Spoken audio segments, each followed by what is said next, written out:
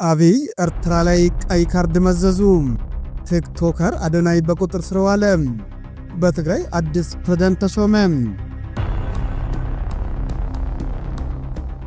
ኢሳያስ የፈሩት ሆነ። ጠቅላዩ መጨረሻውን ትዕዛዝ ሰጡ። በአዲስ አበባ ዋና ቢሮን የከፈተው ብርጌድ ንሓመዱ ከዓመታት ጉባኤ መጠናቀቅ በኋላም ከ4 ኪሎ ወሳኝ ተልዕኮ መቀበሉ ተሰምቷል። በባህር በሩ ጉዳይ ስጭኝ አልሰጥም በሚለው ውዝግብ ከኢትዮጵያ ጋር ከባድ ፉክክር ውስጥ የገባችው ኤርትራ ከዚያም ያልታሰበ አስደንጋጭ መርዶች እየሰማች ነው።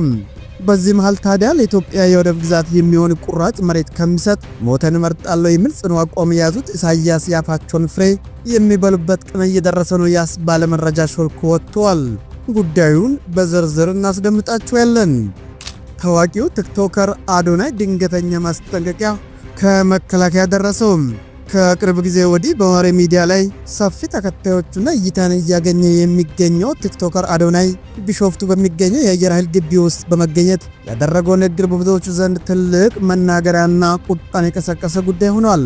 ይህም በማህበራዊ ሚዲያ ተጠቃሚዎች ዘንድ በሰፊው ሲያነጋግርና ሲያስጨንቅ የነበረው የአዶናይ የአየር ኃይል አባላቱን ለማነቃቃት መገኘት ቲክቶከሩ ላይ በአየር ኃይሉ ከፍተኛ አመራሮች ዘንድ የማስጠንቀቂያ መልእክት እንዲደርሰው አድርጓል።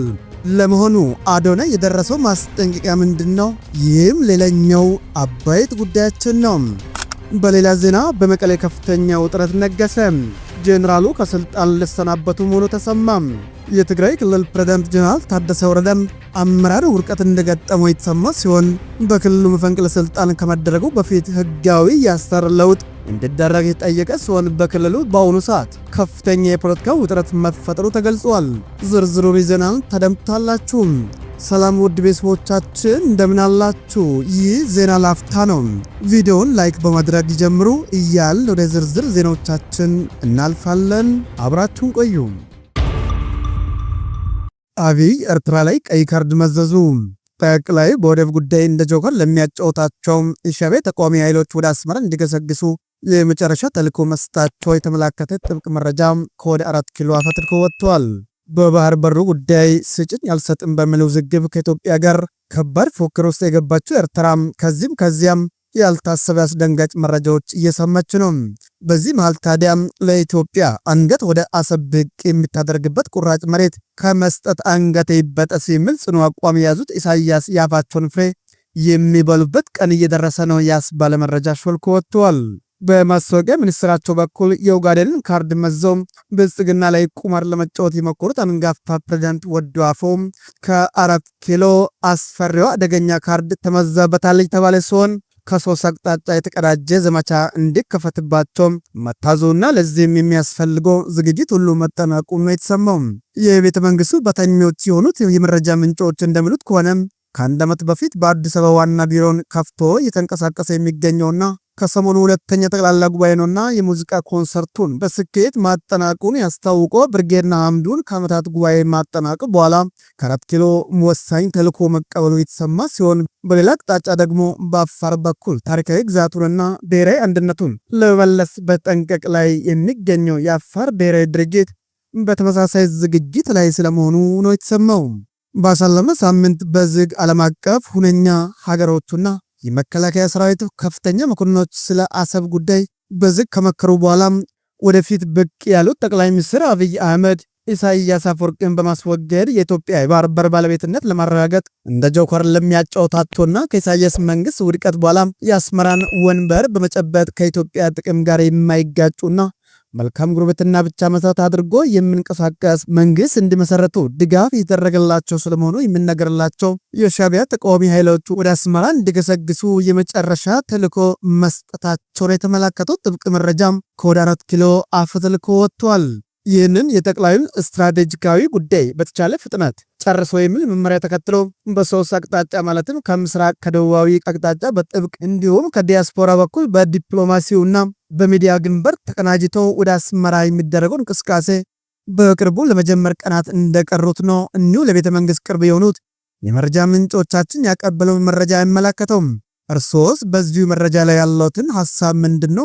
መልሶን በኮሜንት ያሳውቁን እያል ወደ ቀጣይ ዜናዎቻችን እናልፋለን። ቲክቶከር አዶናይ ከኢትዮጵያ አየር ኃይል ማስጠንቀቂያ ደረሰው።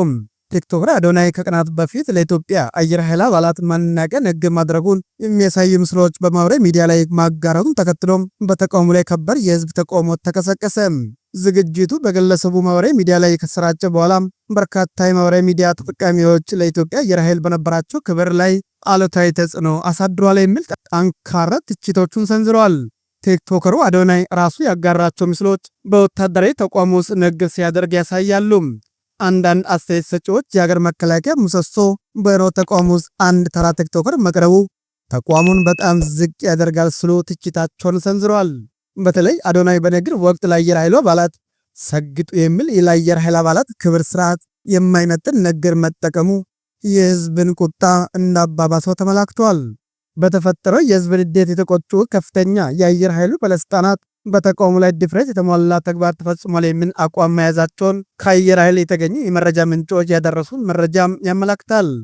ዘገባው እንዳመላከተው ከሆነም ባለስልጣናቱ ቲክቶከር አዶናይ ያጋራቸውን ተንቀሳቃሽ ምስሎች በሙሉ በአስቸኳይ ከማህበራዊ ሚዲያው እንዲያጠፋ ጥብቅ ትዕዛዝ አስተላልፉበታል።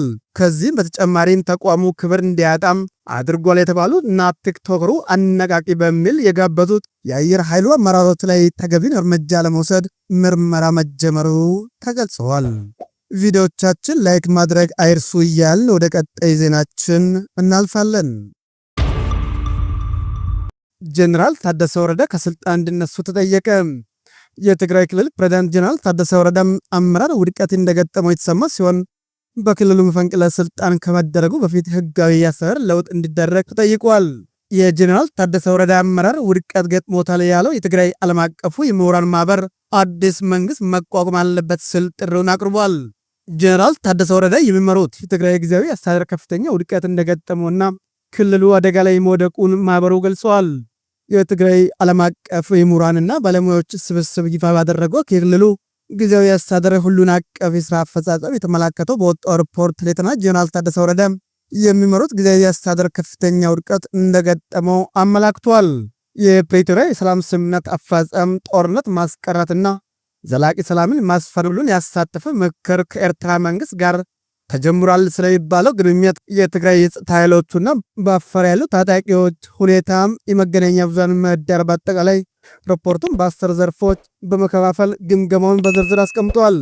በአቶ ጌታቸው ረዳ ፕሬዝዳንትነት ጊዜ በ10 ዘርፍ በከፋፈላቸው ጉዳዮች ላይ ክፍተቶች ቢኖሩም የተሻለ የአስተዳደር ሁኔታ እንደነበረ ጠቅሷል። ጀነራል ታደሰ ወረደም ኃላፊነቱን ከተረከቡ በኋላ ግን መሻሻል አሳይቶ የነበሩ የክልሉ የምክክር ካውንስል እንዲሁም የመገናኛ ብዙሃን ምህዳር ጨምሮ በርካታ ጉዳዮች አሁን ላይ ከፍተኛ ችግር ላይ መውደቃቸውን አንስተዋል። ባለፉት 8 ወራት ብቻ ግጭት ቀስቃሽ ንግግሮች መባባሳቸውን በመግለጽ ይህም የፕሪቶሪያ የሰላም ስምምነት አደጋ ላይ እንደጣለው ሪፖርቱ አብራርቷል። የክልሉ ጊዜያዊ አስተዳደር ሁሉን አካታች በሆነ መልኩ እንደገና እንዲያቋቁሙና ወደ ህጋዊ መንግስት የሚደረገው ሽግግር በነጻ ፍትሐዊና ግልጽ በሆነ ምርጫ እንዲመራ በማድረግ ረገድ የሚመለከታቸው አካላት ኃላፊነታቸውን እንዲወጡም ማህበሩ ጥሪውን አቅርበዋል። ውድ የዜና ላፍታ ቤተሰቦቻችን የሰዓቱ መረጃዎቻችን ያደመጣችሁት ይመስል ነበር። ስለተከታተላችሁን እያመሰገን ቻናላችንን ሰብስክራይብ፣ ላይክ፣ ሼር በማድረግ ቤተሰብ እንድትሆኑ እየጋበዝን በዚሁ ተሰናበት። ጤና ይስጥልን ብለናል።